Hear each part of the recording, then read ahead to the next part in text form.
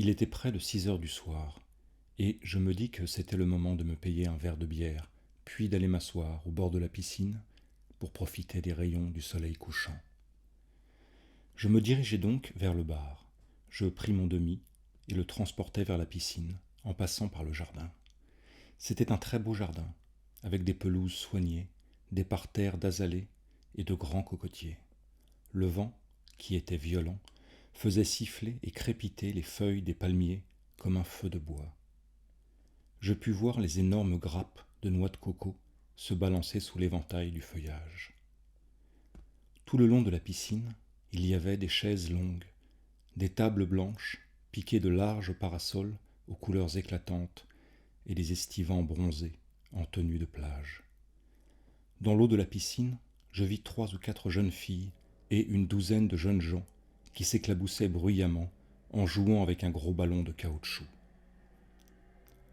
Je restai debout pour suivre leurs ébats pendant quelques instants. Les jeunes filles étaient anglaises, elles habitaient l'hôtel. Je ne savais rien des garçons, mais ils étaient manifestement américains.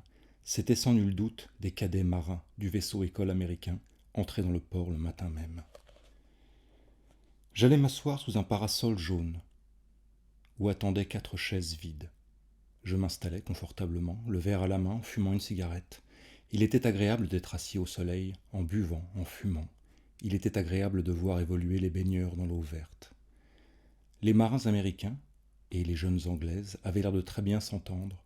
Ils plongeaient d'une planche flottante, puis se faisaient attraper par les jambes. Soudain j'aperçus un petit homme plutôt âgé, qui longeait à petits pas sautillants le bord de la piscine.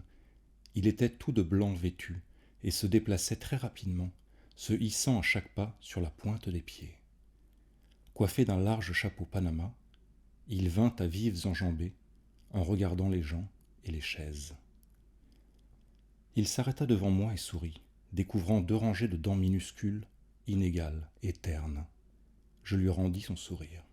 « Excusez-moi, je peux m'asseoir ici ?»« Certainement, dis-je, je vous en prie. » Après avoir examiné la solidité de la chaise, il s'assit et croisa les jambes. Il portait des chaussures de daim blanc parsemées de petits trous d'aération. « Belle soirée, dit-il. Toutes les soirées sont belles à la Jamaïque. » Son accent pouvait être aussi bien italien qu'espagnol, mais j'étais à peu près certain d'avoir affaire à une espèce de Sud-Américain. Vu de près, il était vieux, il paraissait âgé de 68 ou 70 ans. « Oui, dis-je, il fait bon ici. »« Et pouvez-vous me dire qui sont ces gens ? Ce ne sont pas des gens de l'hôtel. » Il parlait des baigneurs. « Je crois que ce sont des marins américains, lui dis-je. Ce sont de jeunes Américains qui se préparent à devenir marins. Des Américains, j'en étais sûr. Il n'y a que les Américains pour faire autant de bruit. Vous n'êtes pas Américain, non ? Non, dis-je. Je ne suis pas Américain. Soudain, un des jeunes marins surgit devant nous. Il était tout ruisselant d'eau, et une des jeunes Anglaises l'accompagnait. « Ces chaises sont-elles prises ?» demanda-t-il. « Non, répondis-je. Puis-je m'asseoir ? Je vous en prie. Merci, dit-il. Il avait une serviette éponge enroulée à la main.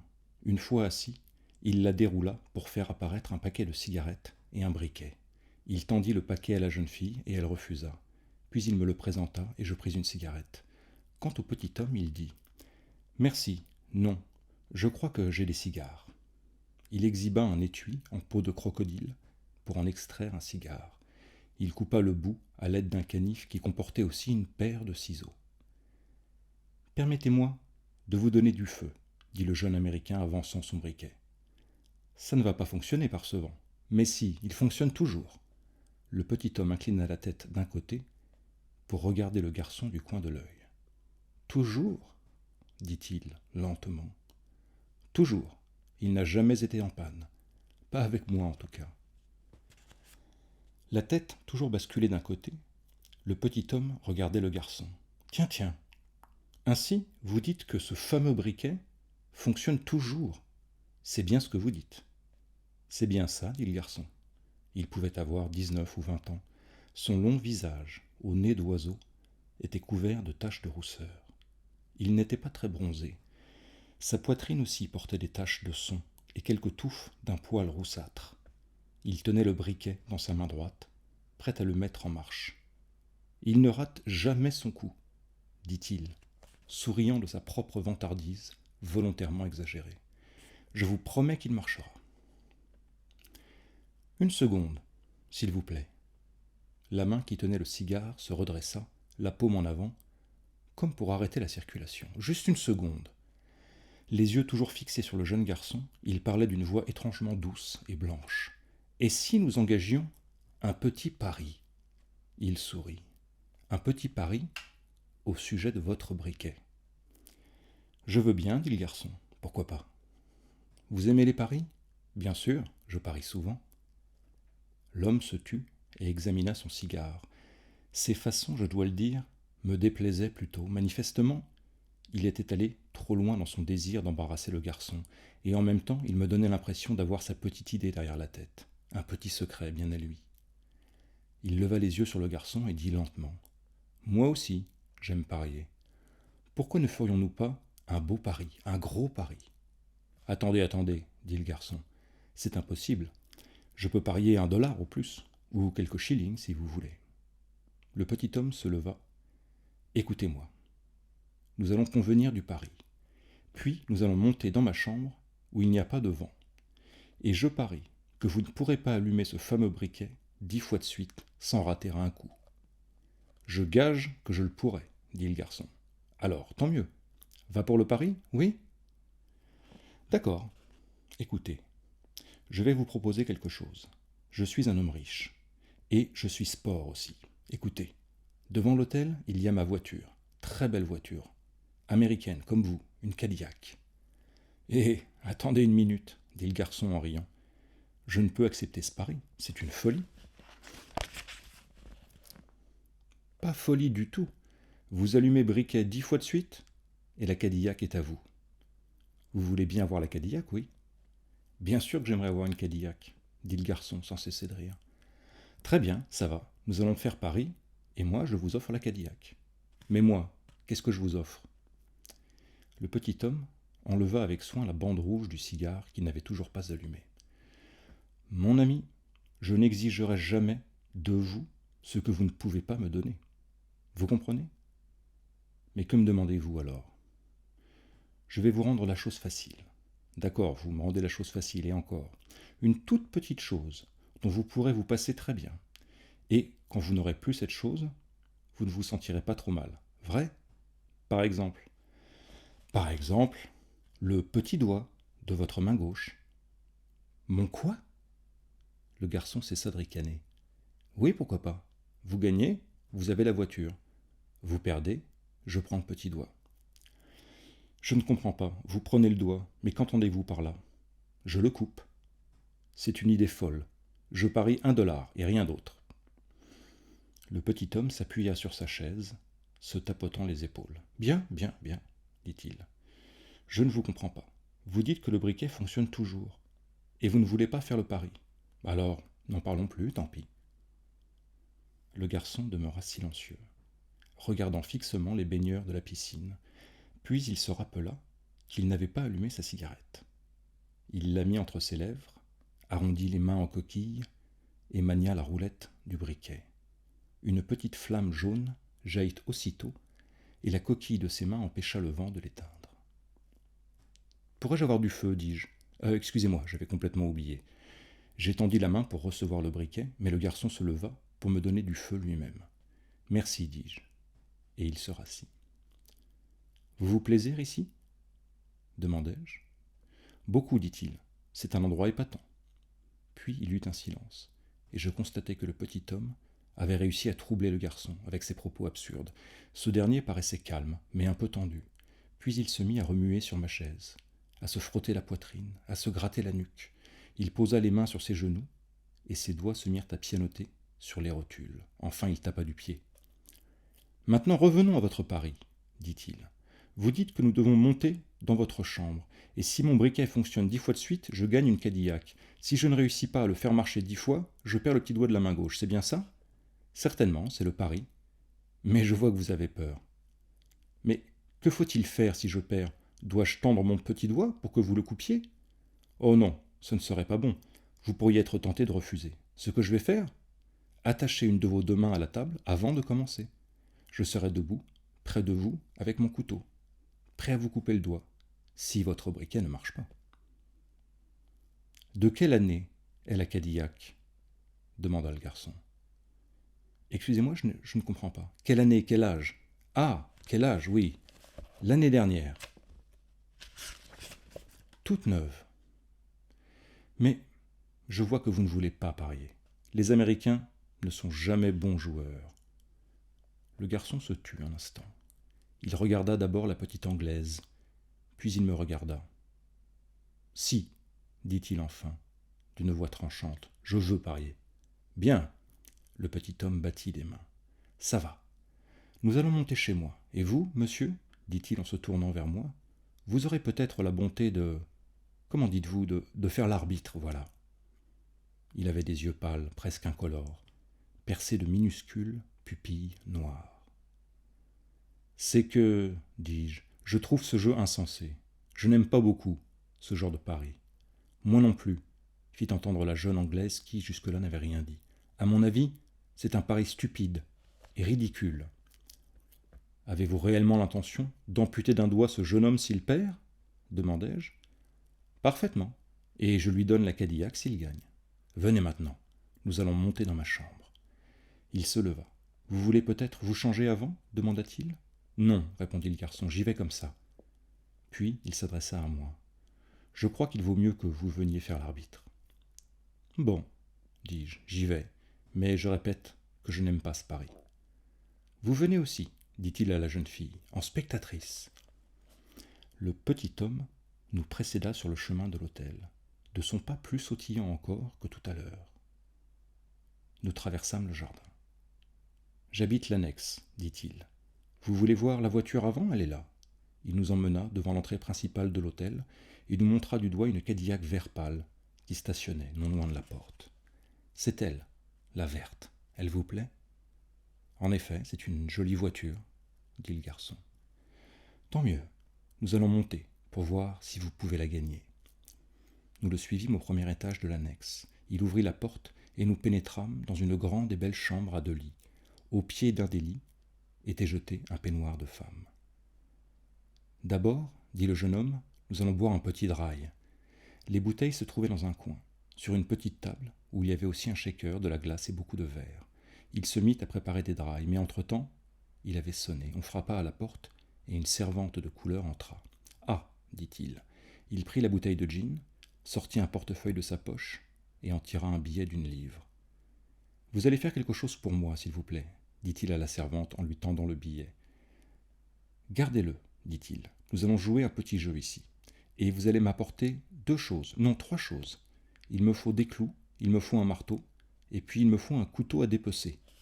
Un bon couteau de boucher. Vous l'emprunterez à la cuisine. Vous m'apporterez tout ça, d'accord? Un couteau à dépecer? La servante ouvrit de grands yeux et joignit les mains. C'est un vrai couteau à dépecer que vous voulez? Oui, oui, c'est bien ça. Allez me le chercher maintenant. Oui, monsieur. Je tâcherai, monsieur, j'y vais. Et elle disparut. Le petit homme nous servit les drailles. Nous nous mîmes à les siroter, debout. Le garçon au long visage taché de son, au nez pointu, torse nu, dans son petit short marron fané. La petite Anglaise blonde et osseuse dans son costume de bain bleu pâle, qui, par-dessus son verre, ne cessait de regarder le garçon. Et le petit homme, dans son beau complet immaculé, il buvait son dry, le petit homme, en regardant la jeune fille au maillot bleu-ciel. Je me demandais ce que je venais faire dans tout cela. Le petit homme avait l'air de prendre son histoire de Paris au sérieux, y compris l'amputation du doigt. Et si le garçon perdait, nous serions obligés de le transporter à l'hôpital, dans la Cadillac qu'il n'aura pas gagnée. Quelle belle histoire, inutile et absurde. Ne trouvez-vous pas que c'est un pari insensé, dis-je? Je trouve que c'est un très beau pari, répondit le garçon. Il avait déjà vidé un verre de dry. Moi, je trouve que c'est un pari stupide et ridicule, dit la jeune fille. Que ferez-vous si vous perdez? Qu'à cela ne tienne, en cherchant bien, je ne peux me souvenir de m'être jamais servi du petit doigt de ma main gauche. Le voici. Il leva le petit doigt en question. Le voici. Il ne m'a jamais rendu le moindre service. Alors, pourquoi hésiter à le jouer? Je trouve que c'est un beau pari. Le petit homme sourit et nous versa à boire. Avant de commencer, dit-il, je remettrai de la clé de la voiture à l'arbitre. Il sortit la clé de sa poche et me la tendit. Quant aux papiers, dit-il, ils sont dans la voiture, vous n'aurez qu'à les prendre. La servante de couleur revint, tenant d'une main un petit couteau de boucher, de l'autre un marteau et une boîte de clous. Parfait. Vous avez tout. Merci, merci. Vous pouvez partir. Il attendit que la servante eût refermé la porte, puis il posa les outils sur l'un des deux lits et dit « Maintenant, nous pouvons commencer. Oui ?» Puis, s'adressant au garçon, « Aidez-moi, s'il vous plaît. Nous allons déplacer cette table. » C'était une table rectangulaire, déguisée en bureau, comme on en trouve dans les chambres d'hôtel, avec un tampon buvard, un encrier, des plumes et du papier à lettres. Ils poussèrent le meuble vers le milieu de la pièce et enlevèrent l'attirail qui s'y trouvait. « Et maintenant, dit le petit homme, une chaise. » Il prit une chaise et l'approcha de la table. Il paraissait vif et agité comme quelqu'un qui organise des jeux d'enfants à un bazar de charité. « Et maintenant les clous. Je vais mettre les clous. » Il alla les chercher et en planta deux dans le dessus de la table à coups de marteau. Nous étions là, le garçon, la jeune fille et moi, le verre à la main, à voir le petit homme à l'œuvre. Il venait de planter les deux clous à 6 pouces de distance. Il ne les enfonça pas tout à fait, laissant dépasser quelques millimètres de chacun. Puis, du bout des doigts, il examina la solidité de l'ouvrage. On eût dit qu'il n'avait jamais fait autre chose. Pas une seconde d'hésitation. De la table au clou, du marteau au couteau de cuisine, il savait exactement ce qu'il lui fallait et comment s'en servir. « Et maintenant, dit-il, il ne nous manque plus qu'une ficelle. » Il finit par trouver un bout de ficelle. « Parfait, c'est presque fini. Voulez-vous vous asseoir ici, s'il vous plaît ?» dit-il au garçon. Le garçon se débarrassa de son verre et s'assit. « Mettez votre main gauche entre ces deux clous. C'est pour que j'y attache votre main. Parfait. Maintenant, je vais attacher votre main à la table. Voilà. » Il enroula la ficelle autour du poignet du garçon, puis autour de la partie large de sa main. Enfin, il l'attacha solidement aux deux clous. C'était du travail bien fait. À présent, le garçon était incapable de retirer la main, mais il lui était possible de remuer les doigts. « Maintenant, s'il vous plaît, serrez le poing. Serrez le poing, mais laissez votre petit doigt étendu sur la table. Excellent, excellent. Nous sommes prêts. Avec votre main droite, vous manierez le briquet. Une seconde, s'il vous plaît. » Il bondit vers le lit et s'empara du couteau, puis il revint à la table, le couteau à la main. « Sommes-nous tous prêts ?» fit-il. « Monsieur l'arbitre, voulez-vous donner le signal du départ ?» La petite Anglaise, dans son maillot bleu ciel, était debout derrière la chaise du garçon. Elle ne disait rien. Le garçon, qui tenait son briquet dans la main droite, regardait le couteau en silence. Quant au petit homme, c'est moi qu'il regardait. « Êtes-vous prêt ?» demandai-je au garçon. « Je suis prêt. Et vous ?» dis-je au petit homme. « Fin prêt, dit-il, levant le couteau juste au-dessus du petit doigt du garçon prêt à trancher. » Le garçon ne le quittait pas des yeux, mais il était très calme, et ses lèvres ne tremblaient même pas. C'est tout juste s'il fronçait un peu les sourcils. « Bien, dis-je, partez. » Le garçon me dit alors, « Voulez-vous compter à haute voix, s'il vous plaît ?» ?»« Oui, dis-je, volontiers. » D'un coup de pouce, il leva le couvercle du briquet, et c'est encore du pouce qu'il appuya sur la roulette. Il y eut une étincelle, et la mèche prit feu, brûlant d'une petite flamme jaune clair. « 1, fis-je. Il ne souffla pas la flamme. Il se contenta de refermer le briquet et attendit près de 5 secondes avant de le rouvrir.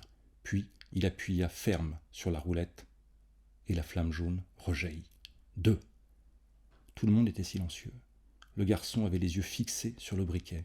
Le petit homme brandissait toujours son couteau, mais lui aussi regardait le briquet. 3, 4, 5, 6, 7. C'était incontestablement un de ces briquets qui fonctionnent. La pierre envoyait inlassablement ses étincelles et la longueur de la mèche était parfaite. Le pouce rabattait le couvercle sur le feu. Après quelques secondes d'arrêt, il le soulevait. Le pouce seul opérait, sûr de son efficacité. Je soufflai un peu avant de dire « 8 ». Nouveau coup de pouce. L'étincelle se manifesta. La flamme apparut. « 9 » m'écriai-je, et alors la porte s'ouvrit. Nous nous retournâmes tous pour apercevoir, dans l'encadrement de la porte, une femme assez âgée, petite et brune. Elle demeura d'abord immobile, puis s'avança en criant « Carlos, Carlos !» Elle attrapa le petit homme par le poignet, lui arracha le couteau et le jeta sur le lit. Puis elle saisit l'homme par les revers de son costume blanc et se mit à le secouer vigoureusement, à lui parler fort et avec fureur dans une langue qui ressemblait à l'espagnol. À force d'être secoué, le petit homme devint à peu près inexistant. Il ne restait plus qu'une ébauche floue, aux mouvements rapides et mécaniques. On eût dit un rayon de roue qui tourne. Puis la femme ralentit le rythme des secousses et le petit homme redevint compact. Elle le traîna à l'autre bout de la chambre et le poussa dans un coin de lit. Il y resta assis, clignant des yeux, se tapotant la tête pour voir si elle était toujours à sa place. « Je suis désolée, dit la femme, je regrette terriblement ce qui vient de se produire. » Elle parlait un anglais presque parfait. « C'est trop fâcheux, reprit-elle, et en plus, ce doit être ma faute. Je m'absente 10 minutes pour aller me faire laver les cheveux, et ça lui suffit pour recommencer. » Elle paraissait réellement sincèrement navrée. Le garçon était occupé à déficeler sa main gauche. La jeune fille et moi ne disions rien. « Un danger public, voilà ce qu'il est, dit la femme.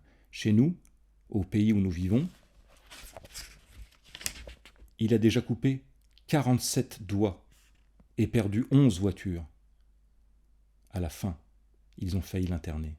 C'est pourquoi nous sommes venus ici. » « Mais ce n'était qu'un petit pari, murmura dans son coin le petit homme. « Je suppose qu'il vous a promis une voiture, dit la femme. Oui, répondit le garçon, une Cadillac. Il n'a pas de voiture, la Cadillac est à moi. Il a donc voulu jouer ce qui ne lui appartenait pas, ce qui ne fait qu'aggraver les choses. Vous m'envoyez navrée et honteuse. » Elle paraissait extrêmement sympathique. « Tenez, dis-je, voici la clé de la voiture. » Je la posai sur la table. « Ce n'était qu'un petit pari, annonna le petit homme. Il n'a pas de quoi engager un pari, il n'a rien, pas un sou. Il a été contraint de me céder tout ce qu'il possédait. J'ai tout gagné. Ça a été long, très long, et ça a été dur. Mais j'ai fini par le gagner tout de même. » Elle leva les yeux sur le garçon et sourit, d'un sourire triste hélas.